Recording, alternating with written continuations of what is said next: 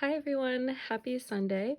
It has been quite a bit of time since I've created a video and shared it to my YouTube channel, but I wanted to share with you guys today a visual strategy that I made, um, sort of to help students remind students about their face masks and wearing their face masks appropriately. So, just for the record, I'm a school psychologist and I work in the elementary school setting.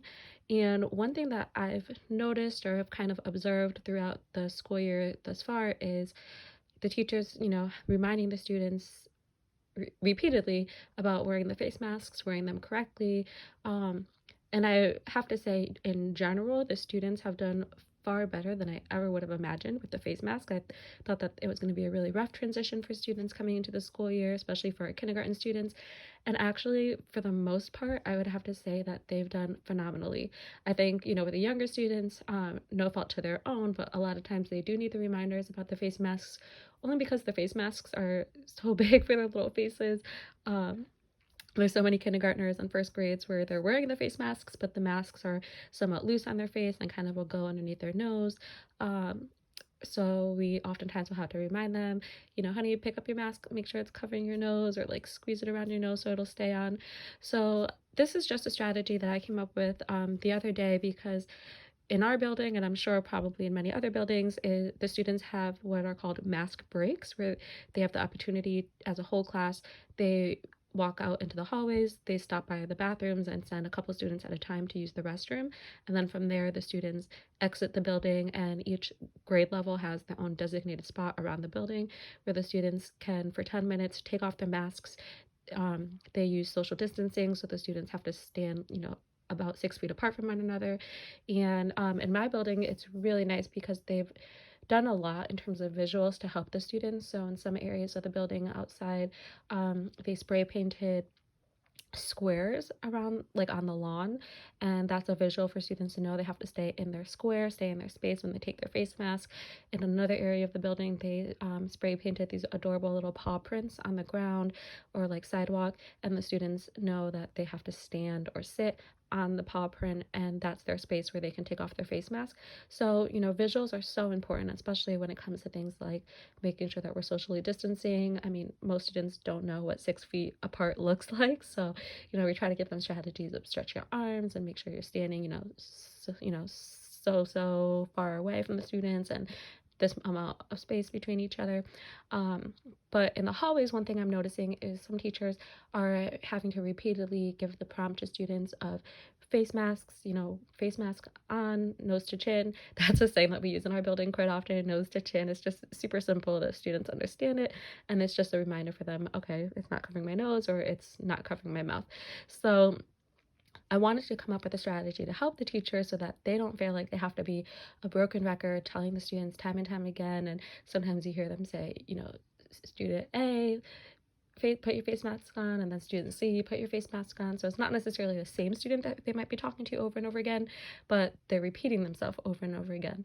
So the idea, of course, with any intervention is, you always want to start with the verbal prompt, but then the hope is that you can fade off and eventually the student will become independent in that skill. So I wanted to help the teachers also come up with a way that they can kind of fade off from the students and sort of make that gradual transition where over time it becomes less verbal prompting and more just innate that the child is doing it themselves. So this kind of serves multiple purposes, but the idea behind this visual is for teachers to give the verbal prompt to the whole class and then eventually fade off the verbal prompt and just have to show the student the visual strategy. So these in the back, these are already made and they're laminated. So the idea is that the student would be, or the teacher would be with the students, let's say in the hallway if they're using the restrooms before they exit the building for their face mask. And the teacher could, of course, give the verbal prompt to the students, remember, we need to have our masks on. You can take your mask off once we exit the building and you're in your space or your spot. But then this would be for the teacher to use where then eventually they can just hold it up like that and the students would recognize, okay, mask on, nose to chin. So maybe if there's a student that's having a harder time, the teacher can just walk over to the student and just point to those saying or point to the picture, and that's a cue to the student, like an indicator that they need to adjust their mask. This side has sort of the incorrect or the unexpected way to wear the face mask, so the teacher could use this, show the student, and then the student recognizes, okay, my mask is on incorrectly, and then they can point to this showing, okay, nose to chin. This can even, of course, be used in the classroom setting. So maybe if it's a student that has a hard time, the teacher can just go over and prompt the student by holding the card up to them so that they can see. You could even, of course, make this smaller and tape it to the student's desk as a visual reminder if necessary. But I just wanted to make something for the teachers to make it easier. It's something small that they can easily hold, but it's big enough that the students can see. So if you're outside, you can say, all right, boys and girls, we're getting ready to go back in the building. Remember, mask on, nose to chin. And then once they get the verbal prompt, they just have to hold the picture up, and then the students all know to correct their masks. So that was the idea. And then, of course, over time, the teacher can fade. So less verbal. Now it's just visual. And then ideally, hopefully they won't need it anymore and the students will just know to do it on their own. So I'm making these right now for all of the teachers in my building, specifically for the kindergarten and first grade teachers. Of course, those students are younger, and I find that they're the ones that need the most prompting and reminders. So I've been working on that for those teachers. But I also wanted to share with you guys how to make these. So I will be posting this visual on my Teachers Pay Teachers page. It's not up yet, but I am hoping to have it up by tomorrow, Monday. So be on the lookout for that. But in the meantime, I wanted to share how to put it together if you do purchase this or if you decide to make something similar but of your own. So what I did was on my computer, I made this little image. So I used the shape, the square. I always adjust the size of the border on the shapes. So I make the inside where it's like no fill or transparent, and then the outside I always select black, and then I change it. I think for this one I did like size 10 for the border of the shape, I think, because I wanted to make it big and thick enough that when I printed it I could easily cut it out and there would still be the image of the shape. So then I select the picture. I pick a font. You can use any font. So I don't, off the top of my head, I forget what font I used, but I made one square, and then in the inside wrote mask on, nose to chin with the visual. And then I copied the shape so that it would be the exact same size. I copied the shape and then just edited it with this picture and sort of the indicator of like know that it's incorrect if you have your face mask on like that. So that's how I did it. And then I printed it out on my printer at home because I wanted it to be in color. It doesn't necessarily have to be in color, but I just think visually it's a little more aesthetically pleasing. It kind of grabs your attention. So I printed it like that, and then I wanted to make sure that it was big enough, but I didn't do the whole page. Of course, it might be easier if you just do the whole page, and then that way you don't have to worry about cutting. You can just easily laminate it, but I didn't want it to be that large, so I printed it out. And then to put it together, you can easily just glue these pieces together and kind of match it up so that they're back to back, glue it together so it doesn't move, and then just laminate it that way. That, of course, is perfectly fine, and you can do that. The one thing I find is that if you do it that way, which is fine, it sometimes is a little flimsier and it doesn't like stand up as well. So what I like to do for a lot of my visuals is I will take a simple file folder. So you likely have these lying around your classroom, or your school office might have these. You could easily ask the secretary. You can order them on Amazon. But these are literally game changers. I love using these for when I make token boards, visual boards for students. So what I do is I take this, and for the size of these, you can probably make about 2 using a file folder. So what I did was I took a glue stick, and here's the piece. I took a glue stick, and then I literally just glued it down with the glue stick. So my tip would be just do one side first. So I usually try to line it up to the bottom so that it's a little bit less cutting. I glue it down with the glue stick, and then what I do is I take my scissors and I cut the shape out. Then once you have the shape cut out, you turn it around, line the other side up to the shape that you've already cut out, and then glue this one down. It just makes it so much easier. Then I have my own personal laminating machine at home. It's one of the little small ones. So then I stick it in the little clear plastic laminating paper, and then I just slide it through the laminating machine. I like to pass it through 2 times just to really ensure that it's secure. I will say, because you use the file folder, it makes it a little bit harder for the laminate to stick to the sides, to the edges all the way. So oftentimes, and you'll likely run into this issue too, even when I use the school laminating machine, I run into that issue, is that it'll start to kind of peel off on the edges around the sides.